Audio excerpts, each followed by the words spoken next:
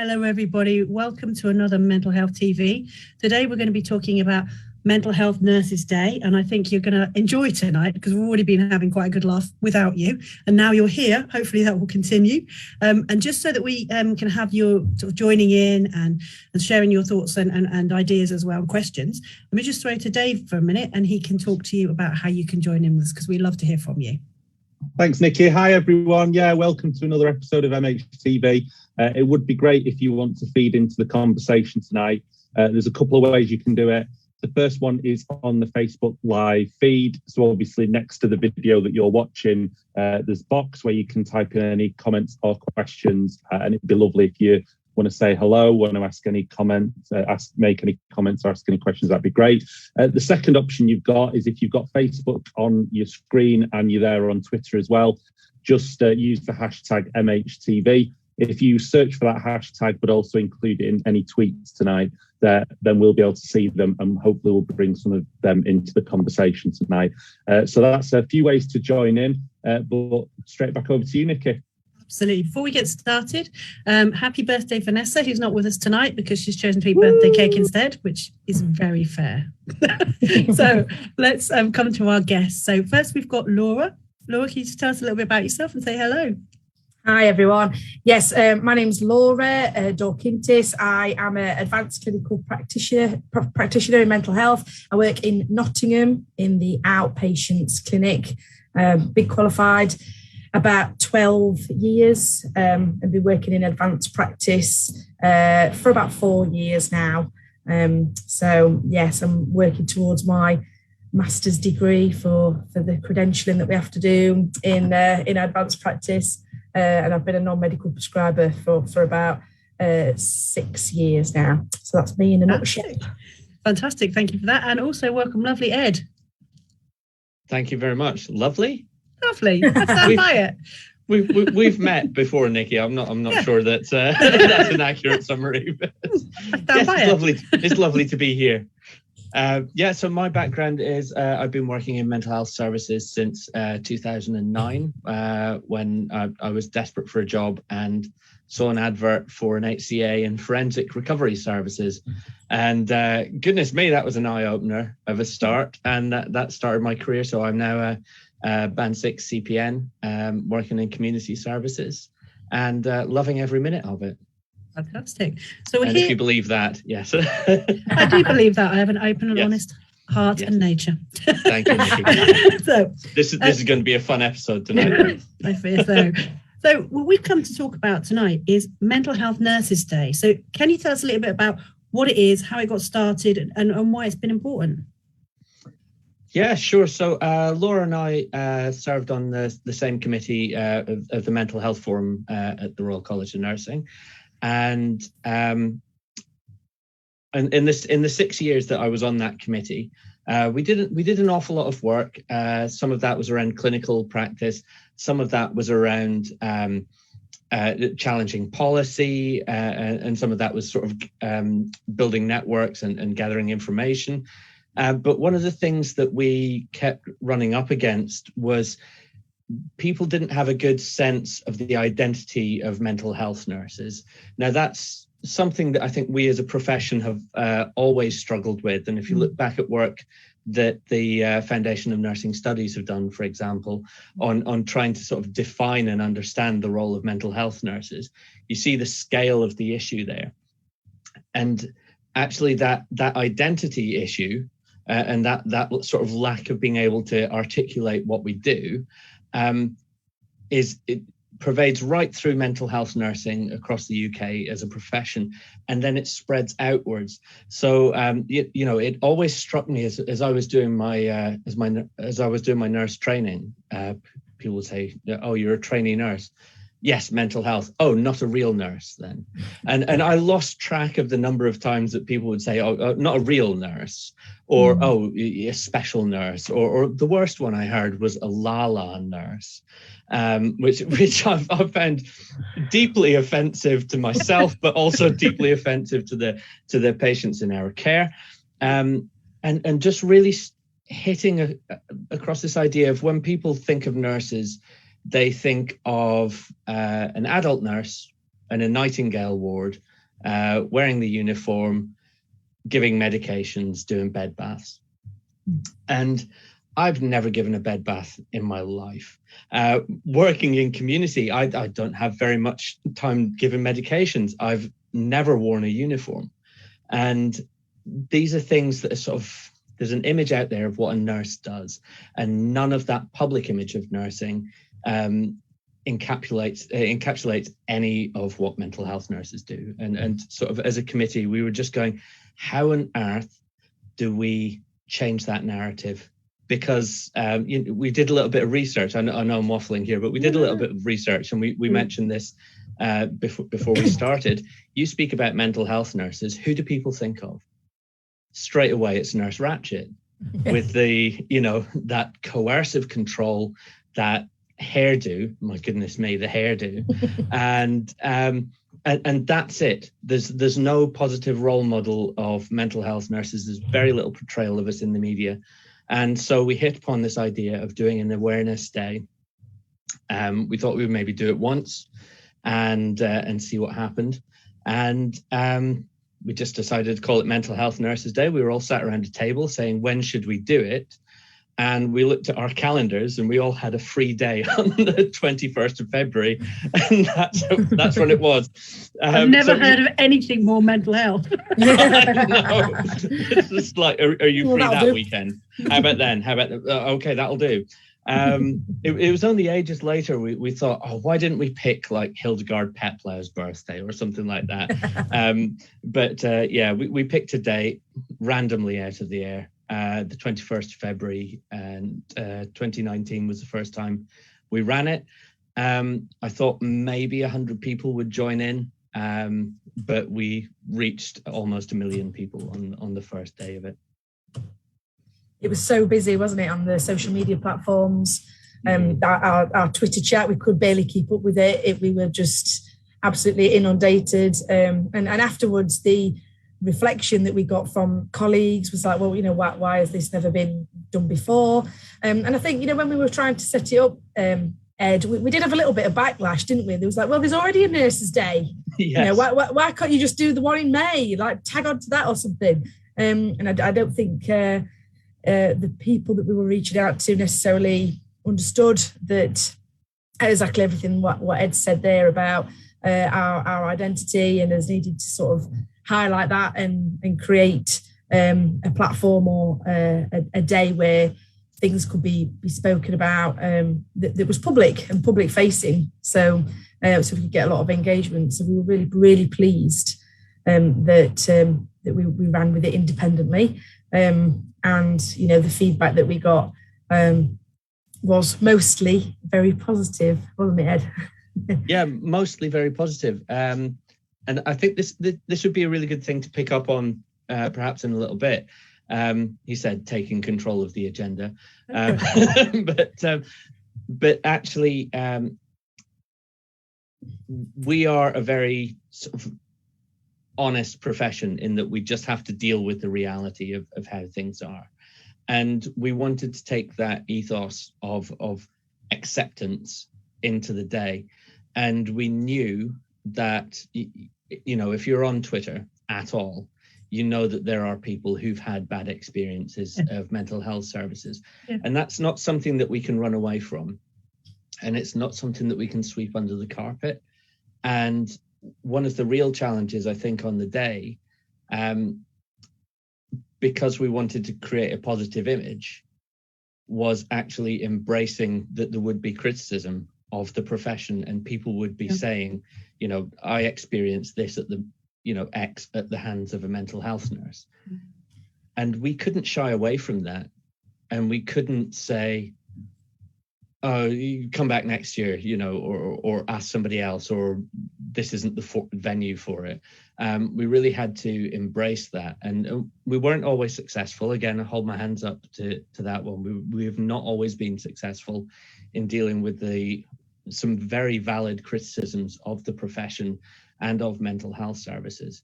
And I think as we go on, one of the things that we need to do is really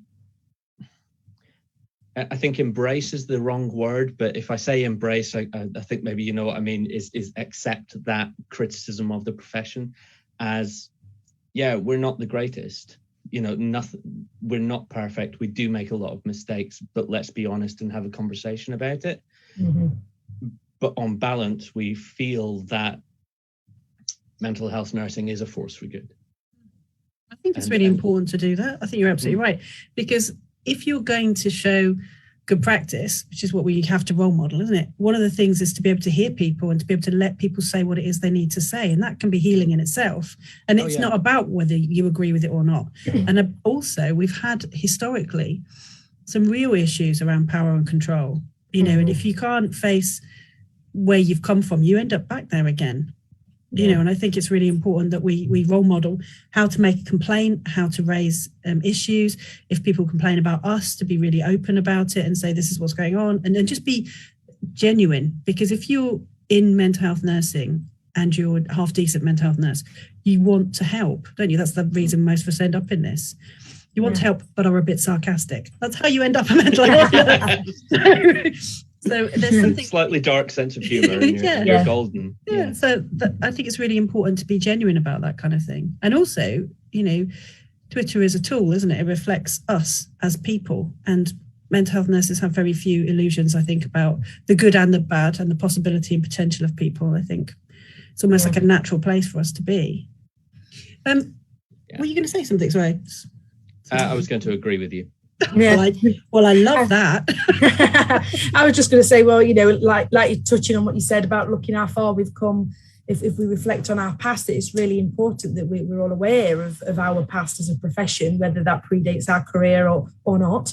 But, you know, if we look how far we have come, and that just goes to show how far we can move forward again into the future. That was all motivated by patient feedback and by the reflection of new mental health nurses coming into the profession. So if we've been able to come this far, there's no reason why we can't continue to improve. But also, you know, when the issues were perhaps highlighted to us on the public platform and such, that was also almost a good opportunity because it highlighted such issues as the Stop Sim, just for an example, that perhaps was not as well known.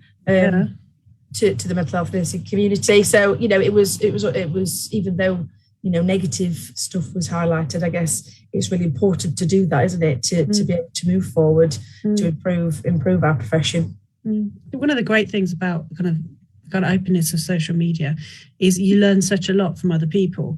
And I think most formative in my growth and development as a mental health nurse have been service users and service user leaders, and their ability to articulate and to agitate and to stand up and say when things aren't right.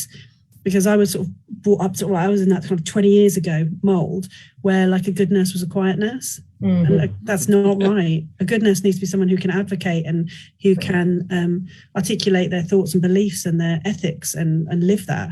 And I think I learned a lot more about how to be strong from seeing service user advocacy and some really kind of radical acts than I did necessarily at the time from maybe sort of senior colleagues who had invested in this kind of way of being.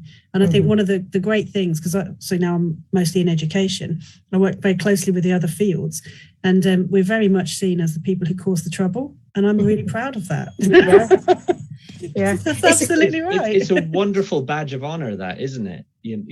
And of course, particularly in the NHS, it being, this is slightly going off topic, but that, you know, working for the NHS, it is one of those organizations where being a troublemaker gets you marked out, and it can really hamper you. You know, once you have a reputation as a troublemaker, then that's you marked for the rest of your life. But it's why it's so important for us to stick together. To me, it's a badge of honor, isn't it? You know, it's if you're that sort of person that goes, this is not good enough, this is not good enough, this is not good enough, this needs to be done, then you're going to be a good advocate for those in your care. But again, it's combining, isn't it? It's combining that kind of activist mindset with the pragmatism to get things changed and done. Because I think agitation is brilliant and it gets you so far, being able to see the problem. But then you also need people who can write policy. You also need people who are activists in different ways.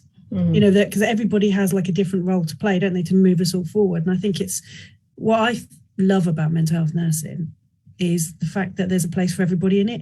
You nurse from yourself, don't you? You don't have to be Florence Nightingale. You don't have to be, you know, like that. You can be whoever you are and a mental health nurse, and you know your own. When my family are adult nurses and doctors, and when I first was thinking about what I was going to do, I ended up going for teaching because I never thought that I would be interested in nursing because I only knew adult nursing and I didn't like the hierarchical nature of it. I didn't like, you know, the kind of drudgery of it. I mean, I know they're angels, but when I met other mental health nurses, people were saying to me, "Oh, you're a mental health nurse," and I was like, "What a mental health nurse is." So I actually looked some out, and I realised absolutely through and through, like a stick of rock on my mental health nurse, and I love it. I love meeting other mental health nurses. So, how did you guys end up in mental health nursing? What was your journey in? But my journey was, my journey was very similar to yours, Nicky, almost identical, from a family of NHS professionals in the adult field, nursing and paramedics and theatre staff. So I wanted to be as far away from the NHS as humanly possible as a rebellious teenager. That's definitely not what I was going to do because that was almost an expectation. So yes, as a young adult, I was looking for other opportunities, but I didn't feel like I quite fit anywhere. And then again, it was suggested to like a careers open day to me, and speaking to somebody who was working at the time as a mental health nurse, and that, you know, they were pretty new to the career, but they were just sort of very passionate about the role and the impact that you can have, and appreciating small steps of recovery. And I just thought, wow, this sounds like me, like, oh, I'm home. That's how it felt. So I was lucky enough to be sort of led in at an early age. So I came straight in from school, college to straight to university to do the mental health nursing. But I think, you know, if it had not occurred at that time, I'd have gone down a different career path. I still feel like I would have been pulled in at some point because all my career and all my life I've sort of crossed paths with other mental health nurses not related to work. So it is almost like people say, "Oh, it's a calling," and you think, "Yeah, whatever." But you feel home, don't you? This is where I'm meant to be. And so, yeah, without sounding too gushy, that's me. Ed. Let me see. I left school when I was 18, following the natural route into mental health nursing by going to university and studying automotive engineering for a year, which I think is, you know, that's so I went and studied how to be an engineer for a year and realized I am not going to be an engineer. Moved to Glasgow, studied music management and worked at a record label for a while, which is probably a really interesting insight into issues around mental health, working with touring artists, people working under huge amounts of stress, and the live entertainment sector. There's your drug and alcohol misuse exposure, which then after a while I started my own business doing marketing and management for startup businesses in the entertainment industry, which led to, in a circuitous way, doing an HND in graphic design, which led to me helping my best friend open a hair salon in Aberdeen, which then led on to a temp job in working in the oil industry. And you know, all of this is a natural route. How old are you? Yeah. And you're about 62 from this story so far. 44, and my hairline bears every scar of it. It's like rings on a tree. It just goes further and further back. Temping in the oil industry, and then from that, I also started getting involved in volunteering, and it was the volunteering that did it. with local charities and with local social justice groups. So we were dealing with just supporting neighbours who were having struggles of mental illness, but also poor housing, poor facilities provided by the council. And initially I thought, social work, is that me? Am I a social worker? It's been a frightening thought. That was a terrifying thought. And you know, the one thing I knew about social workers was how difficult the job was. And there is a role that I think probably needs its own awareness day. Just so if anybody out there wants to start up Social Workers Day, then 22nd of February is free. But dealing with a lot of those issues, I just thought, crikey, that there's a lot of people who are really struggling here, and I realized that doing something to help them brought a lot of value to me. And that sounds really, really selfish, but it is that kind of, you don't do it for yourself, but as you do that work for other people, then you feel that sense of purpose and that sense of sort of, it's not even so much calling as I would say sense of belonging. It's just, it feels right. Yeah. This is the right thing to do. And I know I'm doing something good with this. And that's, you know, around that time I saw an advert in the Aberdeen Evening Express for somebody needed to work for NHS Grampian as a healthcare support worker, and that was it. And it's that eye-opening moment, you know, you spend your whole life being told those people are weird, those people are dangerous, those people are trouble. And I went into forensic services with some people who'd done horrible things. And all I saw was a bunch of guys who'd been through the mill and had the worst possible human experience that you could have, and needed people on their side, and they needed people to help them. And it's just, that's it. There's your yeah, absolutely. It's the universe just going, this is where I want you. This is what you should be doing. And you go, oh, cool. This feels right. Yeah. So were you in your late 20s then when you started? Yes, let's go with that. But that's really interesting, isn't it? Because Laura, you were 18 when you sort of found your way in. I was early 20s, and there seems to be no fixed path in. And I was sort of thinking about the fact that we have such shortages. I know, Laura, this is something you wanted to sort of for us all to think about as well. So how do we get people in through the door? How do we share this experience with other people and help them to understand what this job can be like, what its potential can be? Well, I certainly have not got the answers for that, but that's a question that I would put out to the world. That you know, we've got, like you say, a hell of a lot of vacancies, and it's just getting worse on a daily basis. We've got a retiring population, more are going out the door than are coming through the door. COVID added to the mix has just increased our vacancies more. People have become disillusioned with nursing in general and have decided different career paths, or, you know, health has impacted, and of course losses and bereavements. All that in combination has been a tsunami of people leaving our profession. So we've got, the last time I checked statistics, it's something like 8,000 vacancies in mental health. That might be a bit dated now, and I imagine it's even more than that. So, you know, that's just frontline workers nationally, which is just horrendous, really. I think anybody who you talk to that works in our profession, there'll be a vacancy in their team. You know, I can't remember the last time that there was a fully staffed team. And it was only sort of when I started my career. What's a fully staffed team, Laura? Exactly. What does that mean? What does that mean anymore?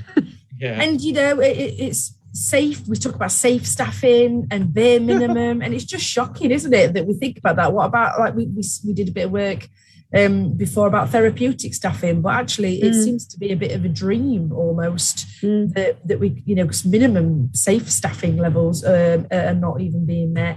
But like I say, it was only when I started my career that the mental health nursing posts were difficult to come by. You know, you got your band 5, you were very lucky if you got your first pick of your band 5 job, and you were there for 5 years or more before you could even think about competing for a band 6 post. There were 20 applicants that were all very good and eligible for that one post when it came up. And now there's just, CPN band 6 posts in the community, these very sought after jobs that only sort of 10, 15 years ago you couldn't get, or very lucky to get. And now they're so desperate that they take newly qualified staff into these posts, which is there's argument both ways for whether that's pros and cons, or they don't take nurses in these posts at all. They change it to mental health practitioner posts and take other professions in. Again, pros and cons for that situation. But yeah, the unfilled vacancies, it's shocking, and it's a daily occurrence. Personally, that there's an email saying, can you please come and help out in the crisis team? There's no staff to cover tonight. Or can you please think about coming to do a ward shift? We were literally, if you could do 1 hour, they're begging for that kind of input locally. And I know that's a national thing. It's not something that's just local to Nottingham or the East Midlands. So the question of how do we attract the next generation, we need to be very proactive at this. We've got young people coming through, and they need to be exposed to that experience that I had on that day when I met that nurse who I'll never forget, who told me how great it was, and I thought, oh yes, that sounds good. So if we need to make sure that happens, and in a world where we don't see anybody anymore, we don't have open days and job fairs or anything, then how do we make that happen to get that contact with the next generation? And again, like I said, that's a question I don't have the answer for. I think you've raised quite a few points though, haven't you? So one of them is we have to start treating the staff we do have with respect, compassion and dignity, because otherwise they won't be out there advocating that this is a great job. And one of the saddest things is when as an educator, when you have students coming back and they've spent a day with a nurse who's been saying some things like, this is a terrible time to come into nursing. Oh, the good old days are long gone. You're like, oh my God. Shut up. People said that to me and I was donkeys years ago. So I think there's something around, sometimes we don't take the best care of our students as we might, and also of our colleagues as we might, which is a real shame. I think that's one of the reasons that one of the other offshoots of doing this day, our motivation was to address the public image of mental health nursing. But as we talked about it, when we started it, when we first had our discussions about it in March 2018, we were still facing a recruitment problem then. We were facing a beds problem. We were facing a lot of the issues that were, the issues we have now are the same. They're just bigger. And, we weren't recruiting people into the field of mental health nursing. And so what we came up with was we needed to describe what the profession was. We needed to promote it, but also we really, really, really needed to celebrate it. Because, as you say, those messages that were going out there were, don't work for the NHS, don't become a nurse, don't become this, you'll be burned out, it's horrible, it's really stressful, it's it's trench warfare basically in there.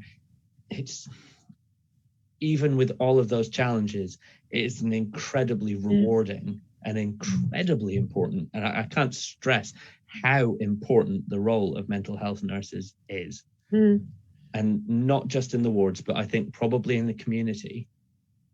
I think where you've got those people who are working in people's homes, autonomously working in a complete stranger's house, in crisis teams and in community teams, I can barely think of a more vital position right now, as everybody across the nation is struggling with their mental health. But those who are most marginalized, people with severe mental illness, who have been at the very bottom of the societal pecking order for that long, have also been the ones who have been completely bypassed by investment in mental health services, because all the money goes straight away to anxiety and depression, for the quick fixes, for the quick, 10 sessions or your money back. Yeah. And there you go. This will fix your anxiety for good. The people who are really struggling are the ones who got the worst deal from society. They're the ones who got the worst deal when COVID struck, because all of a sudden those home visits had to stop. Those personal interventions had to stop. That therapeutic relationship with your CPN was completely ruined. All of that support just ripped out from underneath them. Well, COVID's experienced a lot. Yeah. If there's anybody out there who is just for a minute considering whether or not to be a mental health nurse, my goodness, we will have you in a heartbeat, provided you are the sort of person that will give a flying one about those people who have been so marginalized. Absolutely. And it's been a very strange thing, hasn't it? Because COVID has sort of shown up all these fault lines and made really clear the impact of kind of our culture and society on individuals. And one of the great things about mental health nursing is we're slightly outside that biomedical model, even though we keep being dragged back into it. There's a lot of pushback. It's a chemical imbalance. Don't even get me started. But there's something to be said about actually having some kind of commentary about the kind of world that we live in as well. And I think mental health nursing allows that and encourages it. But I think absolutely. Yeah. One of the other things, go on. Yeah, sorry. I was just wanted to pick up on something that Laura had raised a moment ago as well, about recruiting people into this. Is that one thing that we can also do with shouting about is how vital somebody's lived experience is in becoming a mental health nurse. And I think what I've seen from our work on the committees, we've with the RCN, we've been working with people at all levels of the profession, in all different fields, at all levels of training. From people who have just started their first day at uni doing mental health nursing, to people who are like one day away from retirement and can't wait to leave. We've met and collaborated with the people across that, and the people who have struggled the most, I would say, are the ones who have come straight from school, straight into uni, and then straight onto your first inpatient job as a band 5, because you haven't, or band 4 even before they qualified. Or band 4, and that happened. It's your first day as a qualified nurse. Here's the keys. You're on your own. When you're dealing with people who have been through that mill of poor housing, poor access to funds, poor access to employment, and a lifelong suffering, and your experience is high school, uni, and then this, it's really hard to relate. And I'm not saying you're young and therefore you can't do it. What I'm saying is it's really difficult to get those anchor points. But where you've spent, where you've had a life before you did this, you can relate to a lot of things. I have my own business, and at times that's not sort of apprentice level. Had my own business. That was, I want to do this thing for myself, but how am I going to pay the bills? How am I going to pay rent? How am I going to make sure my phone doesn't get cut off? And making that choice, do I heat the place or do I eat tonight?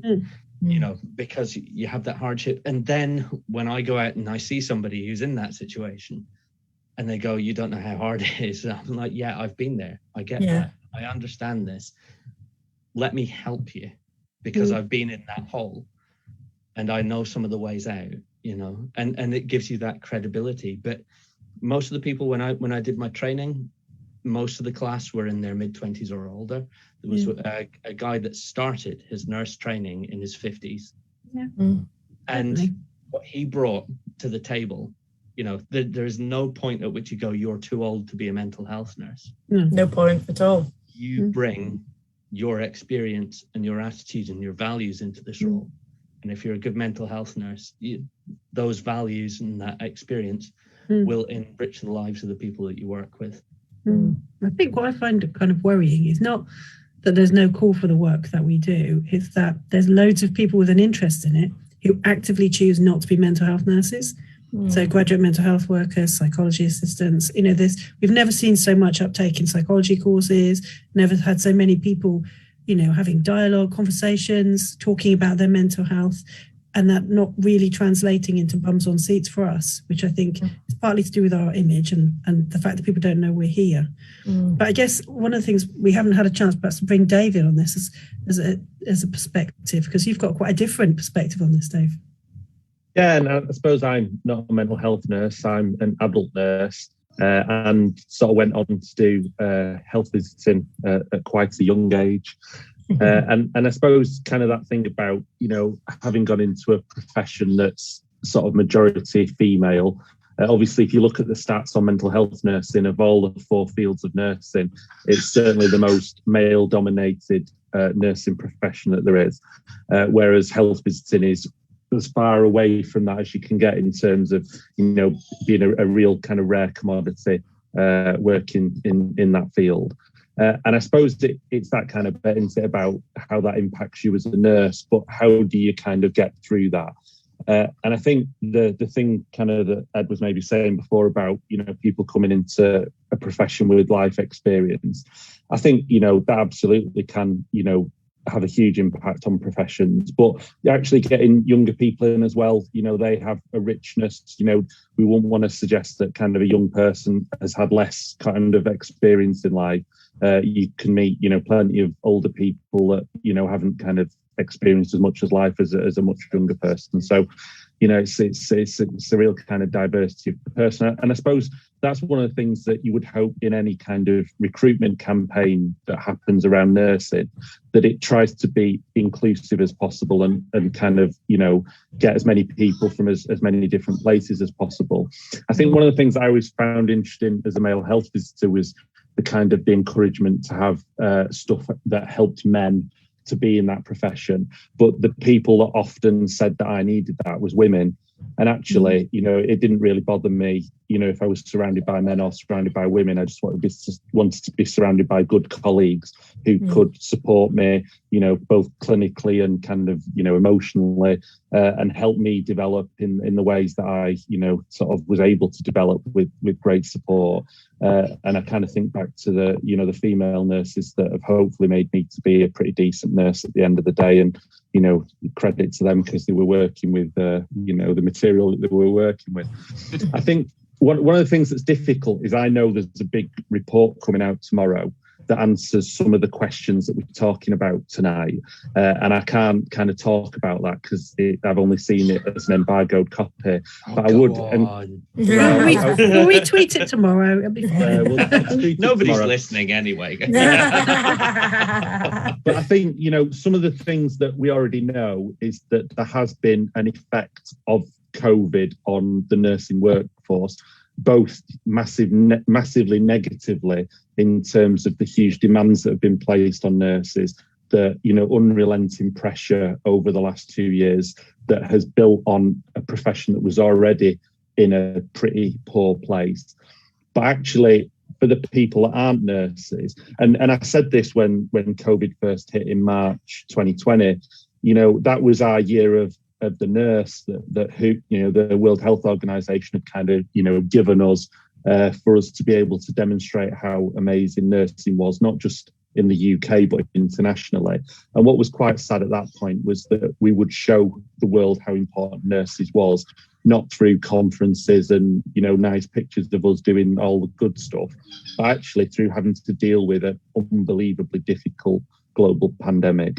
And I think, the public has seen that. And I always think to every year in December, I always tweet out the results of the work that YouGov does to look at the veracity of, professions, looking at, how much people respect different professions. And I've got 2 jobs, sort of part of the time a trade union official, part of the time a nurse. And I always come out top in my nursing. Trade union official comes out a bit lower than that. Happily, always above politician. I'm sure if what we've seen over the last few weeks, politicians, and certainly some of them, need to come out even lower than they did on last year's study. But the public really do recognise how amazing nurses are. And, you know, one of the benefits of that we've seen over the last couple of years is more people are applying to be nurses. And obviously what we need is to well resource not only the academic sector, Nicky, to make sure that you can support these new nurses in really, really well, but also to support the professional, you know, workforce, so they can support them professionally, you know, day in, day out. And I suppose that, again, is one of the benefits of doing things like Mental Health Nurse Day, isn't it? Where you can actually bring those sort of different arms of the mental health nurse world together to talk about some of the things that need to happen, some of the support that can happen, and hopefully to make mental health nurses feel, you know, 1%, 2% better that day, and, you know, kind of give them something to kind of be proud of. And I know, Nicky, you did that yearly at Middlesex when we could do face-to-face conferences, where you called your conference Mental Health Nurse Proud. That's be different, and it's really important to do that, isn't it? So lots of thoughts from me. I think I was quiet for a long time, and then I've just said quite a lot. To say though, we have had a few comments in, you know, ignoring the audience out there. So just let me get my right screens. We had Victorious Victory Vuowo. She says hello, or he says, I think yes, a female hello. And then Espen Garda Roland has said hello from Norway. We plan to arrange Mental Health Nurse Day in Norway for the first time this year. So I don't know if their plan is to do it on the same day as just kind of nick one. The logo. It's up on the website, mhnurses.day.co.uk. Just download it, stick it on everything. We're not precious about this. You know. Yeah, and then Christina Livgard, also from Norway, is saying that Norway is listening. I think that's in a supportive way, not in kind of like a threatening way. And then I think Norway's listening, not judging. That's great. Mental health that would be good. Yeah, and I've not actually had a chance to check the Twitter as well. So while I do that, Nicky, you carry on chatting. I actually have a little message here from one of my lovely colleagues that says, you still haven't said how we can join in yet. So I was going to do that at the end, so I'll summarise. You repeat it again, it'll be fine. Yeah. So it's on Monday, the 21st of February. It's the 21st of February every single year. The best way to join in, for us, it's a social media campaign. It's something that we run on Twitter, on Facebook, and on Instagram. And at some point, we're probably going to have to wise up and get a TikTok account, but I'm just not.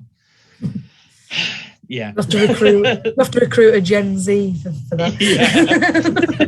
We're going to have to recruit somebody that can make 30-second videos that are interesting. But do you know what? Just use the hashtag MH Nurses Day. Please make sure it's MH Nurses Day, because for the last 3 years, I've had multiple screens open following MH Nurses Day, Mental Health Nurses Day, MH Nurses Day 2020, every single variation that you can think of. It's exhausting. Please stop doing that. Let's just stick to the one. So it's hashtag MH Nurses Day. Whatever that's on, we'll share it. The really, really important thing to do is not expect us to put the stuff on that you can then consume. It's every year.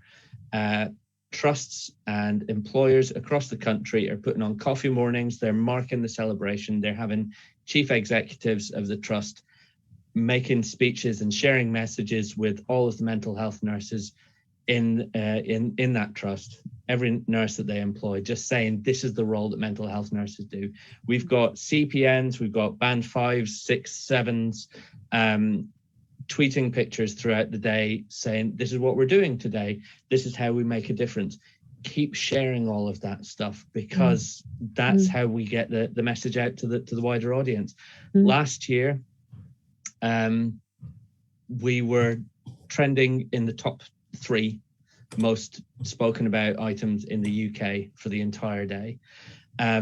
The year before we were in the top 4, the year before we were in the top 5. So every year we're getting closer to being the most popular trending item. Yeah, I figure next year we should be top 2 this year. We should be number 1 all day in 2023. We were getting endorsements from celebrities, from TV, film journalists, activists, all kinds of people that have just been using hashtag MH Nurses Day, I'll just keep saying that, to share what their experience was. Ricky Gervais put out a tweet in support of mental health nurses last year, and oh my goodness, millions of people get reached in that way, and that's how we inform people what it is that we do. So work locally, celebrate what you do with your colleagues, with your trust, with people that you work with your families, and then share about it on social media. We will do everything we can to spread those messages far and wide and get it going in Norway. Join us on the 21st. Get it going in the USA, everywhere. Very welcome. Brilliant. So we've come to the end now. That's absolutely whizzed by. So I'll come to Laura and then give you an opportunity, Ed, as well, in case anyone wants to say anything just to finish. And you don't have to. It's not the law, don't worry. But Laura, did you want to say anything? No pressure. No, just make it good. Yeah. No, just Norway is listening. Thanks for listening, Norway. Just thank you for having us, and any opportunity to speak about this is a good one, and we always take it. I just think, if anybody's got any ideas for generating the next workforce, that's in my heart at the moment.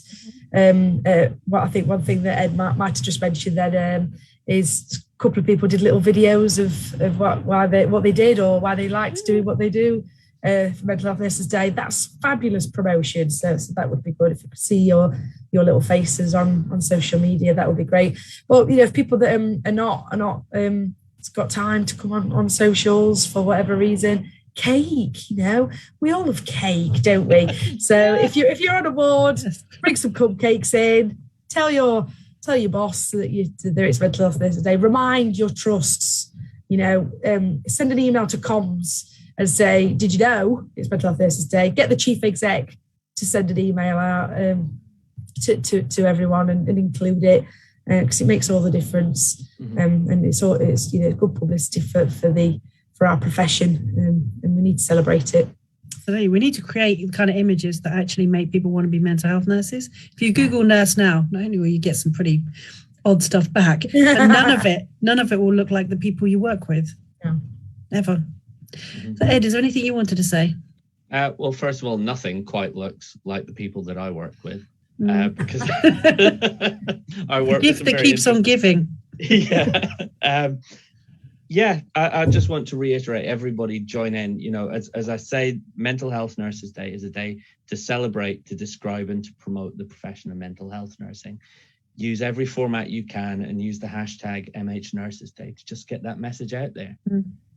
Absolutely. Have a cup of tea, celebrate with your colleagues. Tweet about what you're doing in the morning. Oh, also, we're hosting a Twitter chat from 7 o'clock to 9 o'clock on the 21st. That's Monday, the 21st of February. Again, follow MH Nurses Day. We're at MH Nurses Day on Twitter, on Instagram, on Facebook. And soon, when they found a young person, TikTok. I don't know, what would we do with TikTok? Do we have to do some sort of dance? Please a dance. You have to mime, I think, or something. So good. Over to you. Dave, over to Norway. Is there anything you wanted to add or to share? No, not from tonight. As always, it's been great to be involved in the conversation. And obviously, good luck to you both, with getting MH Nurses Day to be a great success this year. And like I say, keep an eye out tomorrow for there's a new report out that should be of interest to people. So, keep an eye out for that. I particularly love the conspiratorial wink there at the end, Dave. It's not a secret. I know that, right? All right, guys. Lovely to see you again, and we'll be seeing you again next week. Thanks, next week's Nicky. topic.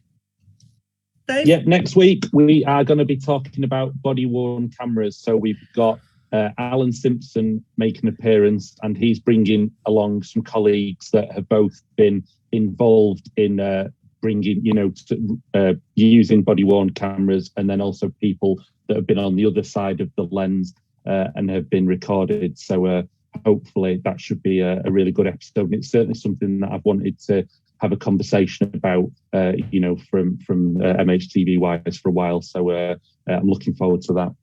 So kicking off here next week, same time, same place. Take care, guys. Lovely to see you. Night. Night.